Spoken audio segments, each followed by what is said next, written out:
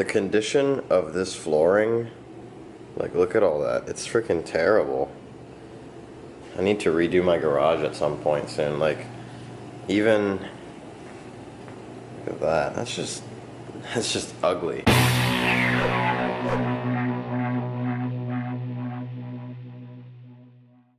What's up, guys? Chief J here, back with another not on the bikes video.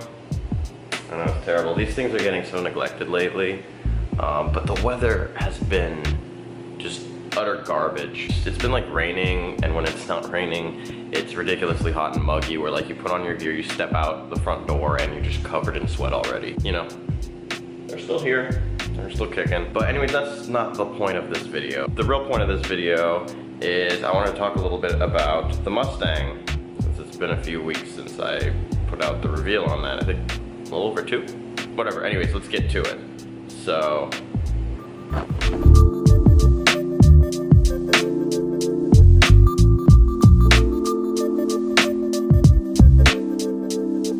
alright, had to switch to the old douche bro shades because it's freaking bright out. Anyways, what's wrong with the Mustang? Well, nothing really. I got it for a steal of a price, which I kind of mentioned in the last video, which means it's not, you know, it's not mint, it's not flawless, but there's nothing wrong with it mechanically. All of the like power options and stuff work. So everything that's wrong with it is basically cosmetic, and I'll just go over some of that right now. The biggest, like, most noticeable thing is the paint. The paint isn't great. Like this quarter panel over here, the clear coat's kind of peeling off. The roof is super faded, and it's like the clear coat's just freaking gone. Back here, the spoiler's been removed. I need to get plugs for that, but like there's all these marks around where the spoiler was sitting on it. The trunk is, the paint's faded. The third brake light is just, that's just gonna have to be replaced. It's just freaking garbage. The rear bumper, I think the paint's already been like touched up on this, but it's like, it's all cracked up and all that stuff. There's a little dent right here. Nothing major, but a little bit of denting right here. On the driver's side, this right here is coming up. It's just kind of warped in the sun a little bit, so I'm probably just gonna change that whole piece out. None of the wheels themselves are, these were the option, the 17-inch option rims. That's curved in, like all these wheels are kind of curved in a little bit, and I'm missing the center caps, which isn't too bad in the front, but in the back it's pretty bad. What else? That's about it for the exterior of the car, really. Yeah, so everything, like, it's, I mean, the car, you know, it runs and drives, which is really what I needed at the time when I bought it. Still do. And I can deal with cosmetic stuff when the actual car itself works fine. Let's look on the interior, shall we? So first off, I don't know how well you'll be able to see this, but in the lighting, but this is the most pristine paint on the car. This is what, like, basically it looked like from the factory, which shows you just how kind of like faded and everything the rest of it is. It's like that dark green, almost black, which is accentuated by the shadow right now, but nothing I can do about that. So leather seats, I mean, they're almost 20-year-old leather seats. There's no real major rips in them, which is good, but they're kind of, you know, they're a little worn. There is actually a tiny little rip there. Stitching's coming apart here. Probably gonna get seat covers for that. Don't mind that. I know, trash, it's bad, I need to take it out, but this panel is kind of coming apart. And I have not, I don't know if I'm gonna have to replace that whole thing or if it's just the clip inside. I haven't really taken it apart yet. I have no floor mats, which is pretty easy to fix. That vent is missing its little grill thing, which is supposed to look like that. The AC vents, as is common with older cars that have these, they tend to break after a while because they're really small and flimsy. So like that one is broken there, that's kind of broken.